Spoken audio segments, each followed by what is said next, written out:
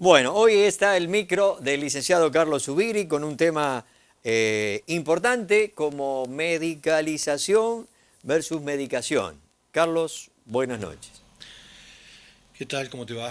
Bien, Bien. acá andamos con un tema complejo, me parece a mí, ¿no? Para ponerlo en práctica y que la gente lo atraiga, ¿no? ¿Y de qué se trata esto? Sí, bueno, es un tema corriente, cotidiano, preocupante. Eh, Tenemos una población mundial que vive con altas dosis de medicación cotidiana, ¿no? Eh, Hay que hacer una diferenciación entre lo que es medicación y lo que es medicalización. La medicación es el uso de un medicamento, de un químico, que tiene un valor científico específico vinculado con una patología reconocida y que tiene un efecto terapéutico necesario, imprescindible. Pongamos como ejemplo las personas diabéticas que toman alguna pastilla para regularizar su diabetes, o La que tienen hipertensión, ¿no? la insulina dependiente, la gente con hipertensión, bueno, el arsenal de medicamentos que hay, coronarios, y bueno, hay tantos otros, ¿no? Algunos conocidos que tomamos en algún dolor de cabeza, o tantos otros que por ahí no conocemos y que son específicos de cada especialidad, que cubren. Recién vos me preguntaba fuera de cámara por la vitamina D, que es a cierta edad el cuerpo no produce vitamina D y necesita un acompañante de medicación para que el cuerpo pueda tener la suficiente dosis de vitamina para que funcione en su, con su criterio necesario para el organismo, para el cuerpo. Y para que la gente sepa la importancia de la vitamina D, ¿no? Exacto, por eso la medicación tiene que ver entonces con el uso adecuado de un medicamento vinculado a la apropiación o el sentido apropiado del uso médico, químico del medicamento en función de la patología que se describe. La medicalización es el uso excesivo y no tan comprobable en relación con diagnóstico y proceso químico. En esto hay un abuso, hay una excesiva influencia de la medicalización, y está afectando a todas las edades y en todos los sentidos, y esencialmente donde más lo vemos es en el campo de la psicología, de la psiquiatría, es decir, en el campo de la salud mental, ¿no? ¿Vos hablás de la automedicación, por ejemplo? Mira, O- existe una dosis importante de automedicación, existe una dosis importante de medicación sin receta, existe una dosis importante de medicación por consejos de amistades, y existe una dosis de medicación que es recetada pero que tampoco es del todo adecuada. Freud decía que para algunas cuestiones afectivas solo bastan algunas palabras concretas, humildes, conectadas, afectivas.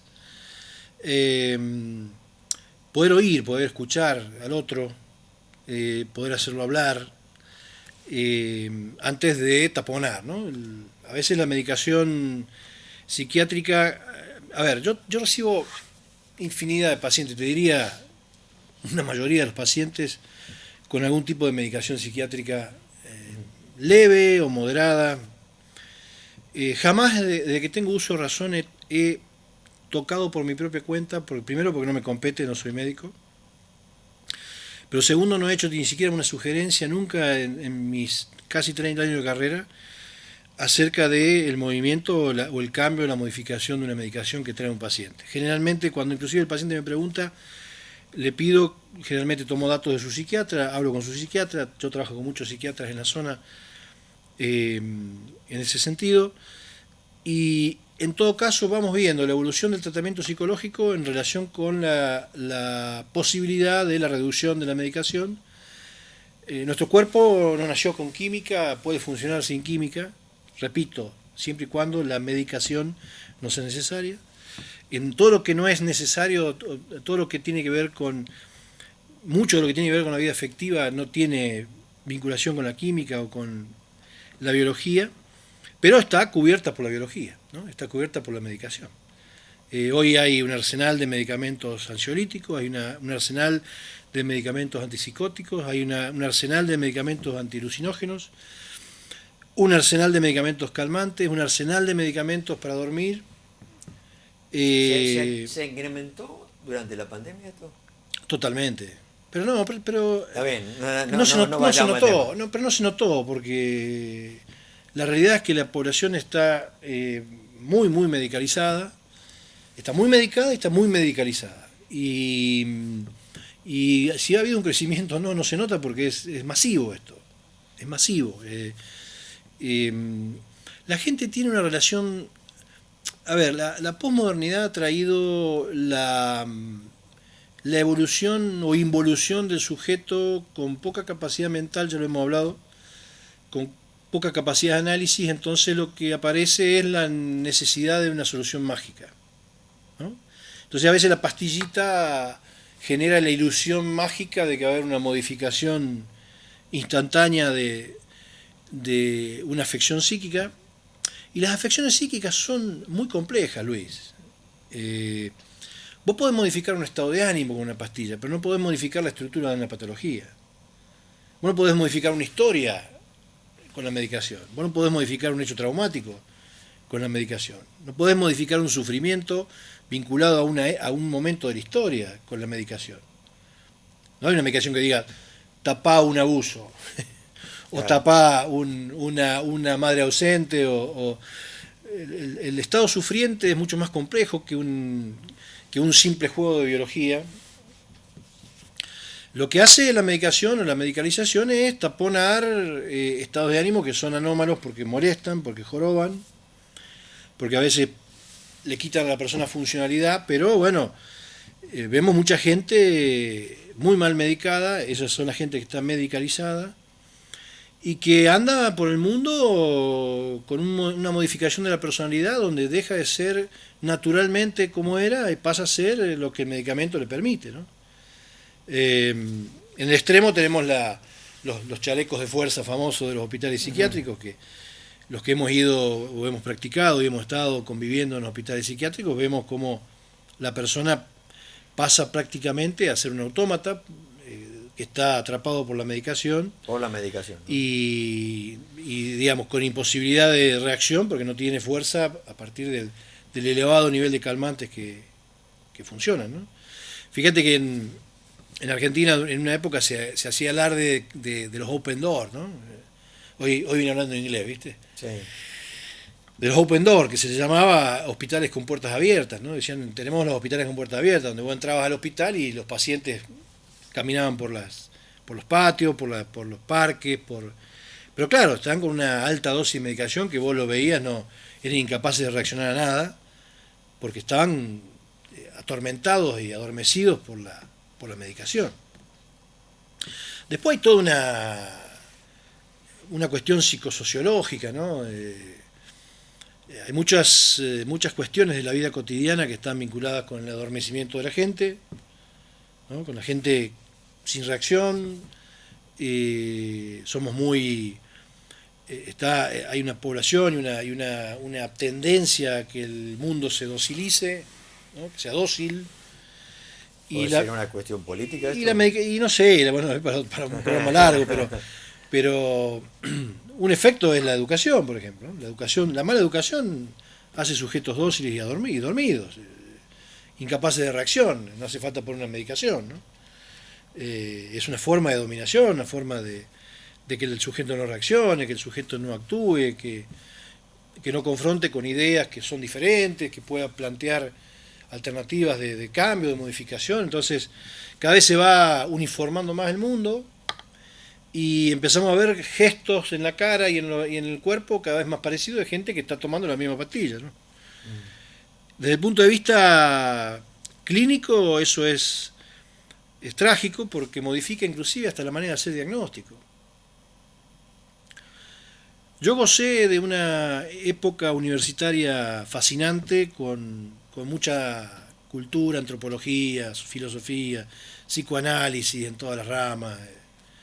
Y hoy las neurociencias han copado la buena parte de la formación universitaria. Y detrás de las neurociencias está la industria farmacéutica, ¿no? Esto Bueno, de, a eso iba a llegar, ¿no? esto de, bueno, de que por ejemplo, yo tengo una discusión, por ejemplo, hay muchas, fíjate el diagnóstico de autismo.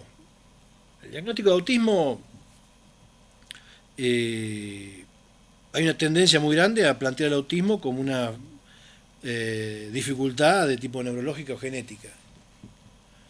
Cada vez que un trabajador sí habla de genética, está hablando de algo que quiere definir de alguna manera porque no tiene qué forma de definirlo.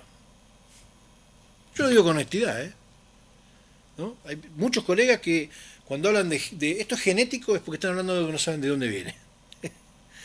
Pero nosotros como científicos tenemos que tener la tranquilidad de esperar. Siempre algo va a aparecer para poder plantear, siempre va a aparecer alguna publicación. No, el científico se ha transformado en un ente totalitario que no puede dejar ninguna puerta abierta, ¿no? Al estilo de los filósofos de la duda, que tiene duda, tiene dos ideas, ¿no? Tiene du es do y da es idea. Bueno, hay como una especie de dogmatismo totalitario donde nadie puede dudar, entonces de repente hay que hablar de lo que no se sabe, pero hay que hablar. Entonces cuando hablamos de genética, generalmente no sabemos muy bien de qué hablamos, pero bueno, queda bien. Dejamos conforme a los padres. En realidad, en la psicosis autística hay una ausencia de significación, una ausencia de espejo, donde el chico queda atrapado en una situación autómata, producto de una falla y una deprivación a temprana edad de la vida, donde se tiene que formar los atisbos de simbolización, los primeros atisbos y recursos yoicos necesarios del psiquismo. A ese nivel, primera infancia, muy temprana infancia, se producen deprivaciones que, si uno lo rastrea en la historia clínica, se da cuenta. No solamente la historia clínica, sino cuando vos rastreás el deseo de los padres, bueno, todo lo que hemos hablado en otras charlas acá.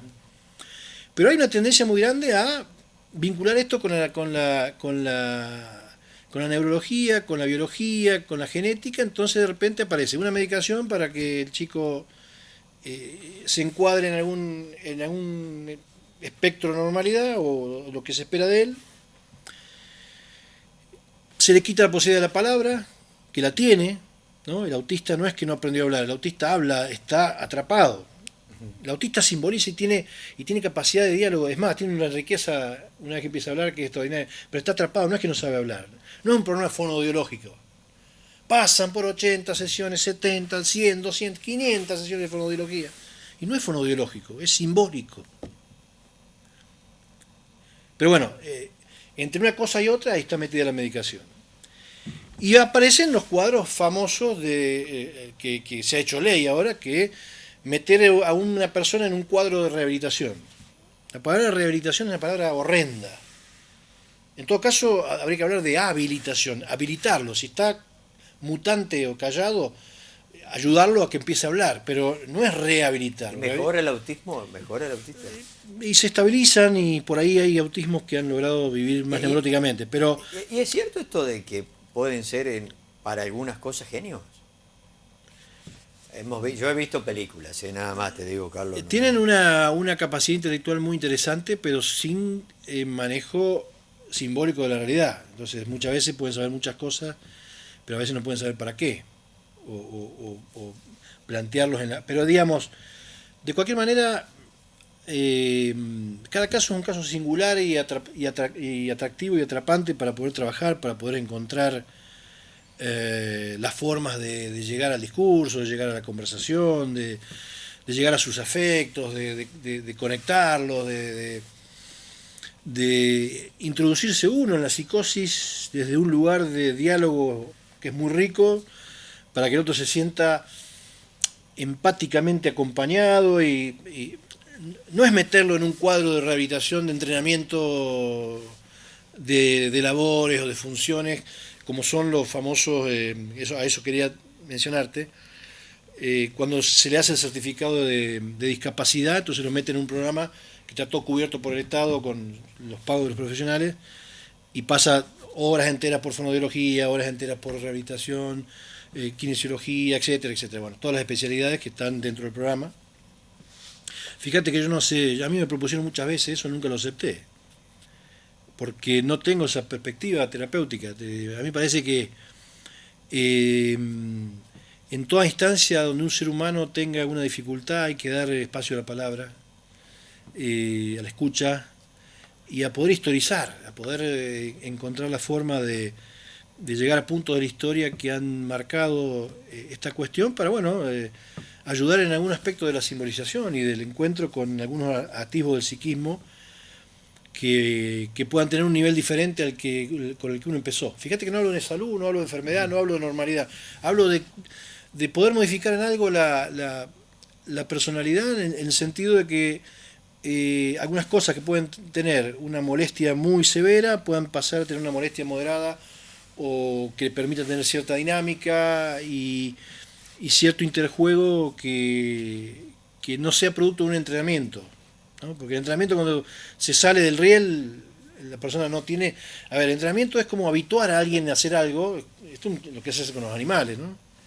Yo no quiero asustar, pero bueno, pasa esto, que cuando el hábito por alguna razón se pervierte o tiene alguna dificultad, la persona vuelve a retraerse, vuelve a tener regresiones, porque no tiene la simbolización por detrás que le permita sostener la conducta. Esto es muy complejo. Por eso digo, pero detrás de esto hay toda una filosofía que en la salud en general y en la salud psiquiátrica, psicológica, neurológica, tiene una fuerte ascendencia en la industria química, ¿no? Como que no estás muy, a favor de tanta medicación, ¿no? No, por supuesto. No a ver, no, por eso hice la aclaración inicial. Sí. De la medicalización. Hay medicaciones que hacen falta y son necesarias. Mira, hace casi 10 años ya fui a un congreso en Buenos Aires sobre despatologización de la infancia. Porque detrás de la medicalización aparece la patologización de toda la infancia y de la adolescencia. Aparece el arsenal de diagnósticos de trastornos, ¿no? Trastorno de déficit de atención, trastorno de hiperactividad, trastorno por espectro autista, trastorno. Los chicos son todos trastornados. Y los chicos no son trastornados. Los chicos padecen algunas situaciones de la vida que hay que tratar de descubrirlas de dónde vienen, hay que jugar con ellos, hay que hablar, hay que dibujar, hay que tirarse bajo una alfombra con ellos. Pero son un portavoz de los conflictos nuestros, en su mayoría. A no ser alguna cuestión del carácter muy marcado o alguna patología realmente muy disociante, en general los chicos son sanos. Yo, a partir de algunos chicos que van a terapia, termino más atendiendo a la familia que a los chicos. Porque entiendo que si en la familia modificamos cosas, el chico se acomoda solo, ¿no? Porque el chico los trae a ellos a la consulta. El chico hace un lío, la escuela llama la atención, van los padres, y cuando vos empezás la entrevista con los padres te das cuenta que el conflicto está en otro lado. No es chico. Bueno, entonces hay que saber escuchar, porque si nos quedamos con el síntoma, con el trastorno, terminamos en la medicación. Tratamos de calmar, porque la maestra quiere que lo calmemos. La maestra quiere el aula tranquila. A mí no me gusta el aula tranquila, me gusta el aula revoltosa. Pero bueno, son tendencias, son posturas. A mí me gusta la gente pensante, la gente revoltosa, la gente inquieta. De última, la agresividad de un grupo, transformarla en productividad. Yo me acuerdo cuando daba clase en el secundario en Canals, que teníamos 2 divisiones, siempre pedía el grupo más revoltoso. ¿Dónde estaban los problemas? Porque trabajábamos extraordinarios, ¿no? Yo les hacía, o los ayudaba a que esa energía se podía volcar en creatividad. Esto es un aspecto psicoanalítico, ¿no? La sublimación como mecanismo defensivo del yo, que puede transformar lo impulsivo en creatividad. Es un trabajo, obviamente. Yo creo que hoy no se puede dar clase con adolescentes si no se conoce algo de psicoanálisis. Es mi idea, ¿no? Están más avanzados que nosotros. Sí, a ver, hay que conocer cómo funciona la cabeza de los chicos, el psiquismo, las formas expresivas, la capacidad de simbolización.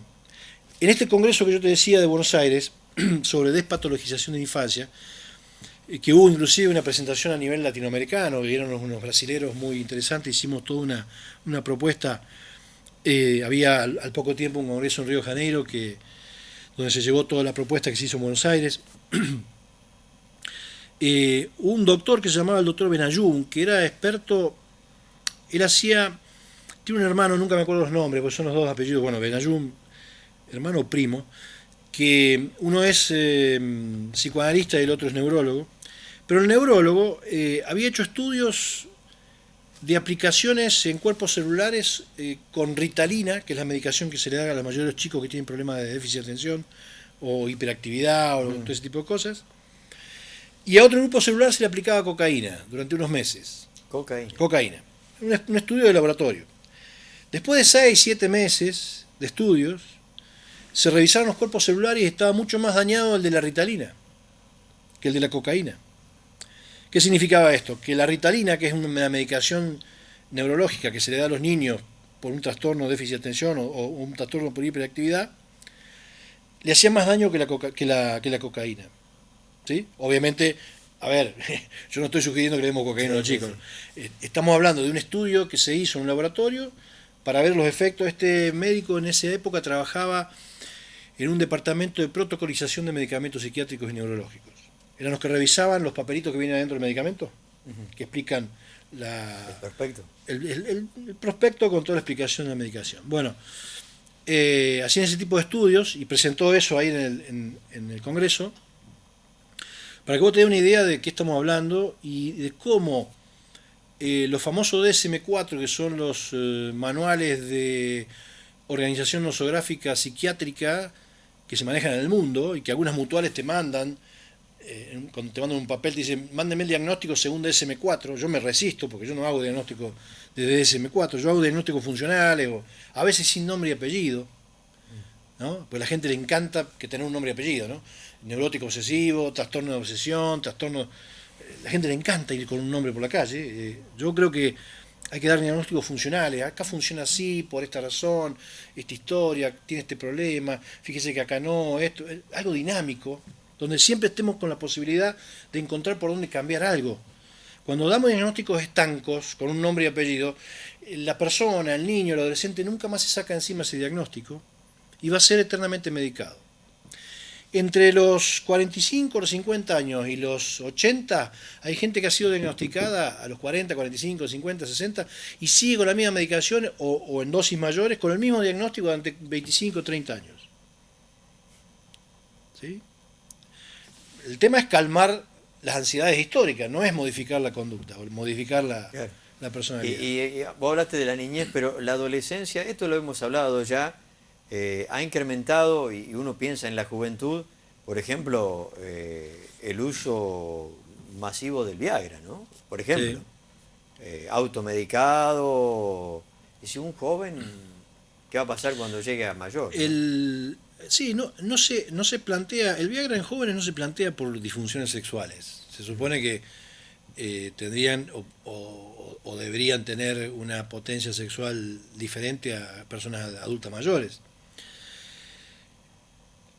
En el tema de la adolescencia o en la juventud hay dos factores que están en juego. El primero es el alcohol. ¿Sí? El alcohol produce caída de la potencia sexual. Pensemos que una noche de fin de semana las dosis de alcohol son altas. Hay una caída de la potencia sexual a partir del uso del alcohol, por lo cual, digamos, se asocia con el segundo, que tiene que ver con que no hay relaciones afectivas, no hay relaciones amorosas, hay actos. Entonces yo estoy con esta chica hoy, no sé si voy a estar la semana que viene, hoy, entonces tengo que triunfar hoy. Entonces entre el alcohol que baja la potencia sexual y la necesidad de triunfo, de satisfacción en el momento hoy, porque hoy se dio la situación, el acto, aparece el Viagra como un apoyo tendiente a no fracasar en el momento, ¿no? Y se da mucho en jóvenes, es muy común.